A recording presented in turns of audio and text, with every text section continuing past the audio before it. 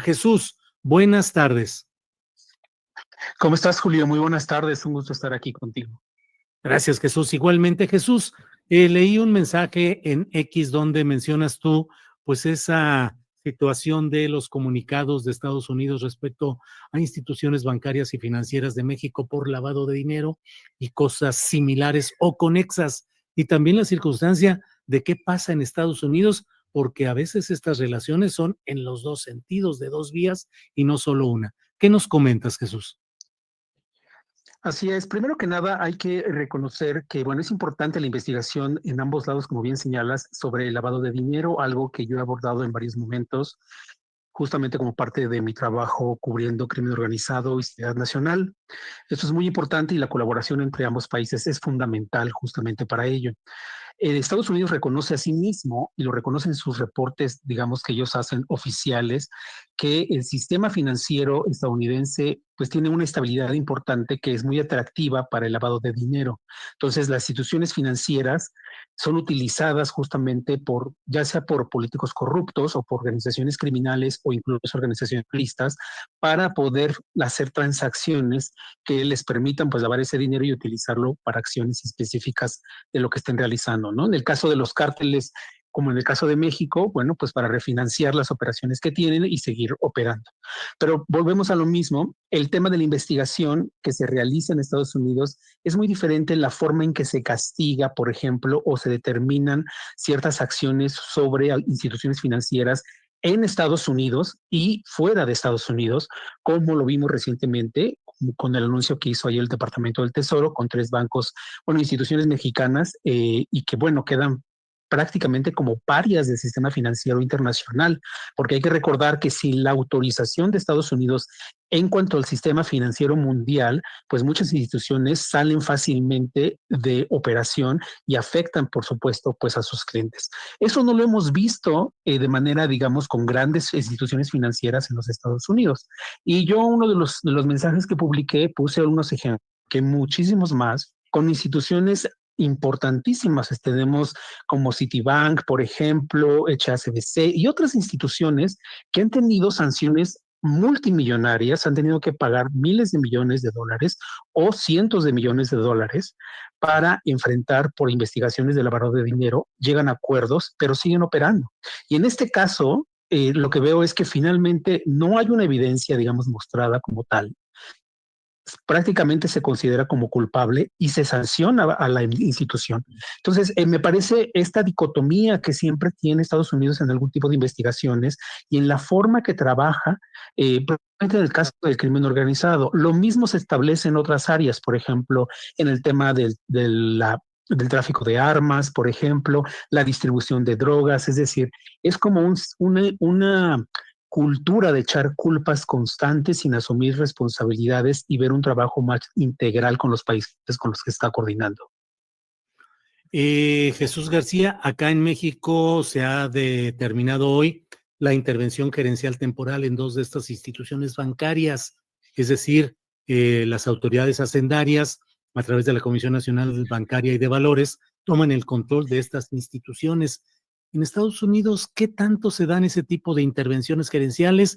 Todo queda en sanciones económicas y pregunto si esas sanciones económicas son proporcionales a los beneficios recibidos por las instituciones bancarias, porque hay multas que se pagan tranquilamente porque finalmente el monto del beneficio obtenido violando la ley es mayor que el de pagar simplemente una multa, Jesús. Pues mira, no hemos visto una intervención del gobierno. Se han sancionado instituciones de importancia, menos famosas, incluso en tu operación, pero son instituciones que operan a nivel estatal, por ejemplo, pero que mencioné financieras, no digamos estos niveles de intervención. Estados Unidos no realiza intervención. Hay que recordar que es una de las cosas que yo creo que nos pueden hacer entender un poco mejor la complejidad de estos asuntos, particularmente en Estados Unidos. Recordemos lo que ocurrió en 2008 con la crisis financiera. ¿Qué es lo que hizo el gobierno de Barack Obama? El gobierno intentó atraer de algún modo salvar, digamos, a las personas que de algún modo estaban perdiendo muchísimo dinero por parte, pues, de esa volatilidad que generaron, pues, estos corruptos, que muchos de ellos no terminaron en cárcel, muchos se suicidaron debido a las investigaciones que se abrieron, pero el gobierno de Barack Obama intentó ya tardíamente justamente intervenir, que es lo que entiendo que por lo que he leído y lo que tú estás explicando, el gobierno está intentando, el gobierno de México intentando proteger a las personas que están invirtiendo de buena fe en esas instituciones o que tienen sus cuentas. Eso no ocurre en Estados Unidos y por eso muchas personas en el país perdieron sus dineros, incluso perdieron pues prácticamente su patrimonio, mucha gente perdió sus casas, etcétera, etcétera. Entonces se creó una institución específica justamente para sancionar a las instituciones financieras que ahora el gobierno del presidente Donald Trump quiere desaparecer para no castigar a las instituciones financieras. Entonces, a lo que voy es que siempre hay como una protección hacia las grandes financieras en Estados Unidos. Se les imponen multas. Si hay investigaciones, por supuesto, criminales, el Departamento de Justicia ha abierto investigaciones criminales. Por ejemplo, una de las más recientes fue a un banco importante que tiene conexión con Canadá. Es un banco canadiense que se llama TD Bank, pero en Estados Unidos, en gran parte de Estados Unidos, sobre todo en la costa este, y impuso una multa de bastante miles de dólares. Y entonces ellos lograron ese acuerdo para que pagaran la multa porque no había sido investigaciones importantes ni acciones importantes sobre el lavado de dinero, sobre montos que ni siquiera se revelaron por completo, que pueden, imagínate, solamente pagar, si pagaron 1.800 millones de dólares, imagínate la cantidad de dinero adicional que se estuvo moviendo a través de ese sistema bancario. Entonces, esas acciones pues finalmente quedan zanjadas con esa multa, con la promesa de que se van a aumentar los controles y se sigue operando la institución financiera, que fue lo que no estamos viendo con las instituciones que están castigando en este caso en México, porque las sacaron de tajo prácticamente del sistema financiero. Y entonces, pues eso obviamente los pone en riesgo, no solamente, principalmente las personas que invierten de buena fe en esas organizaciones. Ahora, hay otras formas de operar de los bancos. Por ejemplo, hubo un caso reciente, en el caso de Citibank, donde también estuvo involucrado su filial hasta en ese momento, Banamex, pero después solamente en Citibank, porque hubo una conexión directa justamente, lo estableció así el Departamento de Justicia, y hubo una investigación directa sobre esos casos de que se estaban utilizando los cajeros automáticos de Citibank para transferencias y el uso de los cárteles de droga. Entonces, ellos lo sabían, lo detectaron, pero no hicieron realmente nada. Tuvieron que enfrentar una investigación y el banco pues siguió operando. Entonces, vuelvo a lo mismo. Es importante investigar, pero las sanciones y la forma de operación y de actuar con las instituciones financieras pues dista mucho de ser realmente equitativa, ¿no?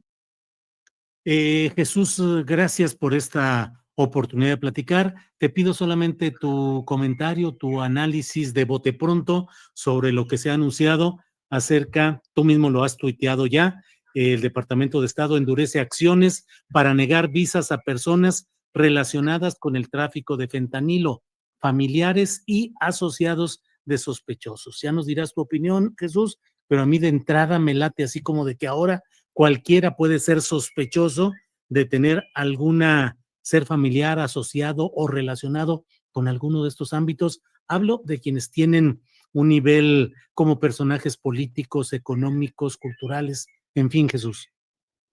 Así es, bueno, eso lo explicas perfectamente, Julio. Va en ese sentido, solamente para establecerlo. Si, por ejemplo, alguna persona que tuvo alguna conexión con alguna de las instituciones financieras que en este momento están siendo sancionadas, va a presentar una petición de visa y hay una conexión directa, por ejemplo, familiar o de inversión, ahí podría enfrentar una problemática al momento de solicitar su visa. Es la forma en que el Departamento de Estado, y bueno, con el acuerdo con el Departamento de Justicia, está buscando acotar justamente pues el hecho de otorgar visas a personas que podrían ser sospechosas. Pero obviamente hay muchas críticas muchas veces de los, incluso aquí en Estados Unidos, de abogados que señalan, pues sí, el problema es que se extiende ese castigo a personas que realmente no tienen nada que ver o directamente con los procesos que lleva una empresa en particular o una organización. Y por eso deberían ser como investigados de una manera particular y siempre señalan un caso es un caso, pero abre, por supuesto, pues la beta. Y por otro lado, estamos viendo también que Estados Unidos en este momento, porque bueno, están en proceso de Un elemento que tienen que entender mucho en México, Julio, que creo que me parece fundamental. ¿Por qué estamos viendo todos estos elementos que está sacando Estados Unidos de manera, digamos, diferente, pero casi al mismo tiempo, ¿no? Escuchamos a la fiscal general Pam Bondi hablando sobre que México, bueno, a mí me parece que ahí se le barrió, pero bueno, lo dijo abiertamente, es básicamente un enemigo de Estados Unidos, igual que China, adversario, vamos a corregirlo ahí, y China igual que Irán, ¿no? Al mismo nivel.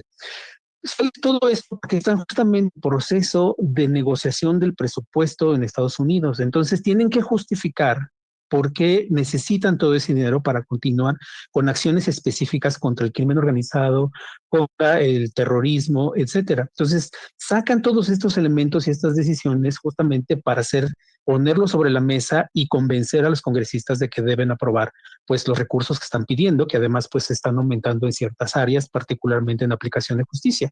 Entonces, hay que entender, digamos, un poco para entender la película completa, ¿no? De esas acciones, digamos, que se van dando, que parecieran como distintas o muy sorpresivas, pero tienen también un motivo de ser.